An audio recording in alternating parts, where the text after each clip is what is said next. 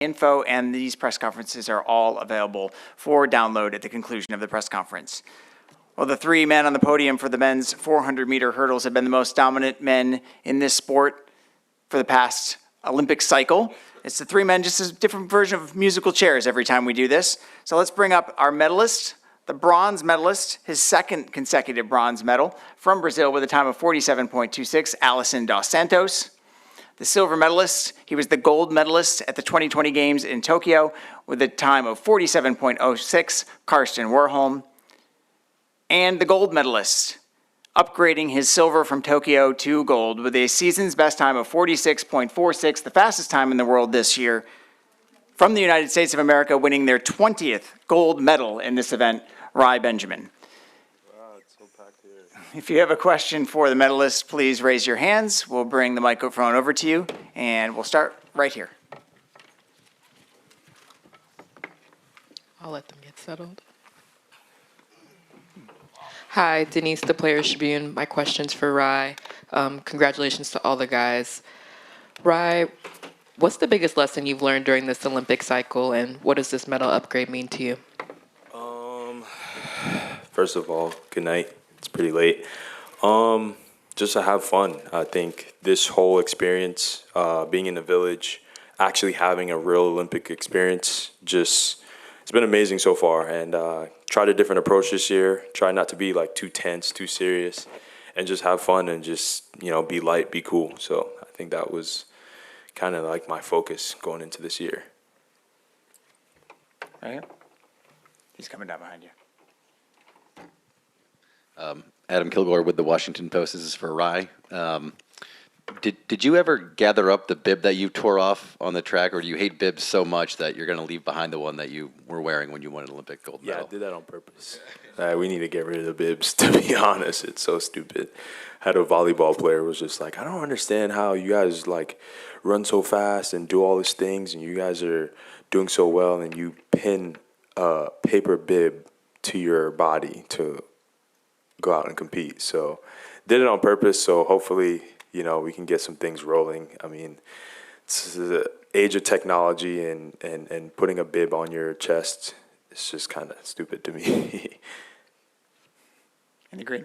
Just trying to bring her the mic. Stephanie Epstein from Sports Illustrated. But so wait, did you keep it, or it's still I think it's out in my bag somewhere. I'm gonna keep that. First gold medal at the Olympics. I think I'm gonna have to keep that bib. But I think I got the one on my back still on right now. But I had to go ask for it because I had a chip in there, so I had to give the chip back. Yeah. My actual question was, you've talked, Rai, about improving your efficiency and changing strategy and all of these sort of technical details. Does it make you laugh now that when you won it was while you were sort of not running the race that you envisioned at all? Yeah, I mean, that's what happens at championships. I mean, sometimes you gotta be very, very prepared, especially with these two guys right here. It's like, you can't have a bad day. I mean, if you have a bad day, you're gonna get punished. So, I mean, I told myself, just go out and run your own race and see what happens. And before I went out, and I told my coaches, I've already made peace with what's going to happen out there today. So I'm just going to go out and just have fun and see what happens. And, thankfully I got it done today. Karsten, as it always is, it was a close race. You were neck and neck in the stretch. It looked like you clipped the 9th hurdle there. Can you talk about those final 50 meters? Yeah, so I felt for the first 8 hurdles it felt good, but then coming off the bend, it's I could feel a little bit of lactic, and I had a far stretch to the 9th hurdle, and then it throws you off. And these are the type of mistakes you can afford at this level, and of course you will be punished hard, and that's how it is in this sport and at this level. So yeah. Steve.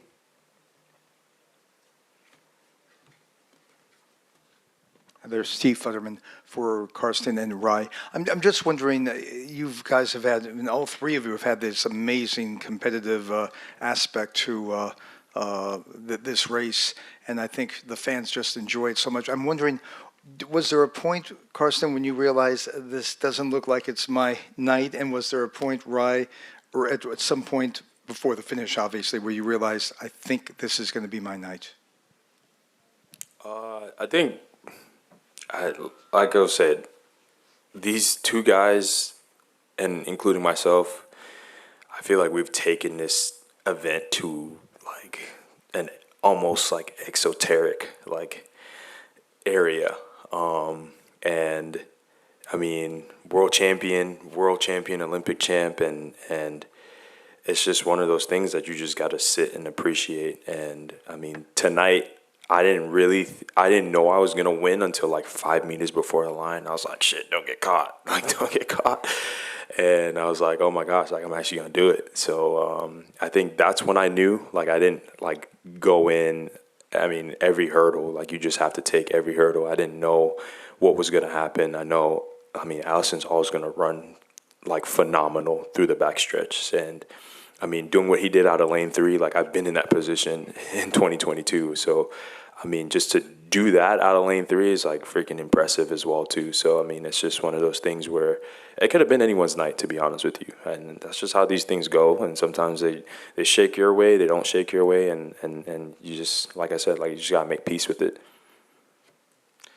Sorry.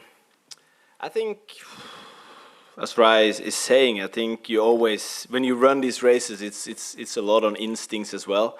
It's not like you're going through the race and doing big reflections and thinking all the deep thoughts. It's more like you're just running for your life all the time. But of course you get a sense of that this is not your night when you're missing the 9th hurdle, as I said, because you can't afford those things. And I got punished hard. So of course I had a little idea there, and I could see Rai leaving me behind. So that's kind of when I knew. But at the same time, I had to run because I wanted a medal as well. So you gotta fight it. And I know also Alison was coming there. So it's always a fight until the end.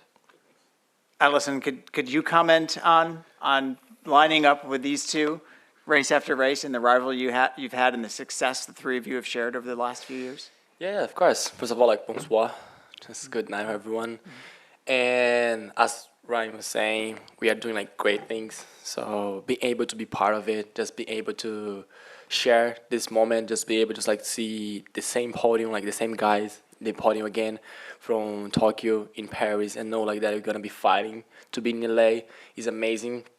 And the time that we're doing is incredible, and we know like need to be your day to get the gold, and like kind of just be share a little bit, not be just be your day, because we are in like such level. Is the competition is amazing, you know, like you just enjoy the moment. You can just like watch and see what you can produce, and I'm really, really happy about the games. I'm really, really happy to share the track with everyone.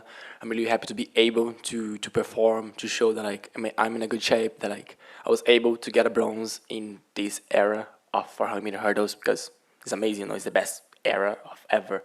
So for me, tonight was my night. I'm happy with the bronze. Of course, I want more. I'm hungry. I want the silver. I want the gold. But tonight was really good. I'm proud of myself, and of course of the guys as well. We're going to do two more because, as everybody said, it's late. I got a question for Rai. How do you explain all this great performance by American athletes, especially in these Olympics? Because the gap between US and other nations in these Olympics is more important in athleticism than it was in Rio and it was in London. So how do you explain this? I think for us is more of it's a team atmosphere when we get here. We have this thing called the ARC, and it's like it's our athlete lounge where we just go hang out and watch all the games, different sports, and we can eat and do stuff downstairs. And I think how my teammates set the tone on day one kind of dictates subconsciously like what the team will do throughout the rest of the championships.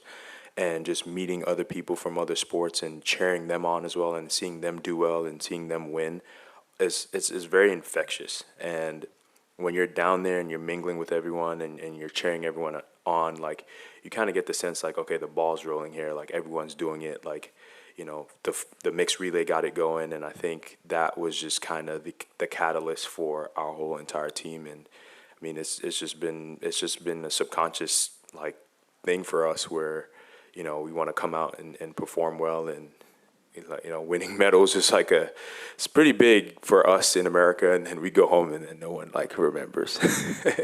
So yeah. For Karsten, what do you think about the bib? Let's not. Say no. Say I don't like it. I'm gonna be gracious in defeat and support Rai there. No, but it's like I've said this before. It's I have my own indoor meet and I sell out my bib for money. So I've been going down that road myself. Honestly, I haven't put that much thought into it, but I can agree that there are other ways to probably solve it. I haven't really thought that much about it, but I wouldn't be sad if they dropped it. No, I wouldn't. So, you know, he can have his will there if he wants to. So I'm not gonna make a big point out of it because it doesn't bother me too much any other way. This is my whole issue. It's like performance. Like these shoe companies go out and they spend all this money on research and development and make all these aerodynamic uniforms, and then you just put a paper bib on it. Like, we might as well just run in a t-shirt at that point. Like, why are you spending money on creating new materials and having stuff be aerodynamic if you're just going to slap a paper bib in the front of it? Like, it just creates a whole lot of drag. So if you come run at my indoor meet, you can run without the bib. all right, bet. take on the number leg. Yeah. Because I don't want to end on a bib question, I'm going to let him ask one more question, as long as it's not about bibs. No, it's about France. So Robin Grammel, Agence France Presse, guys. The guy who came fourth today is named Clément Ducos, Frenchman, training in USA, University of Tennessee. Did you know about him? Whoever can take the answer. Did you know about him, and what did you think about him in this final? You two can answer that because he gave, yeah. I mean, I knew about him because, I mean, I'm in the U.S., so. Honestly, I never heard about him. But after the first round, I got my eyes up for him, of course, and then also the second round, and he's been running great here. He's been like, I've been seeing him warm up. He's been really, what can I say, motivated, and he fed off the energy of the crowd, and you know, fourth place. I think that's something you should be really proud of. Honestly, I didn't see it coming, and I would be surprised if he saw it coming also before this championship. So I think he took advantage of the moment, and I think he did great, and he can be proud of himself. Now everybody knows who he is. All I have to say is just like, I'm not that bad in the shape. That's all I have to say about him. That's all I have. All I have. Rai, you want the last word? I mean, hell of a job by the French. I mean, you guys put on a show here. It's been phenomenal. Just sold out, packed morning session, which is probably the most impressive thing I've ever seen in my life.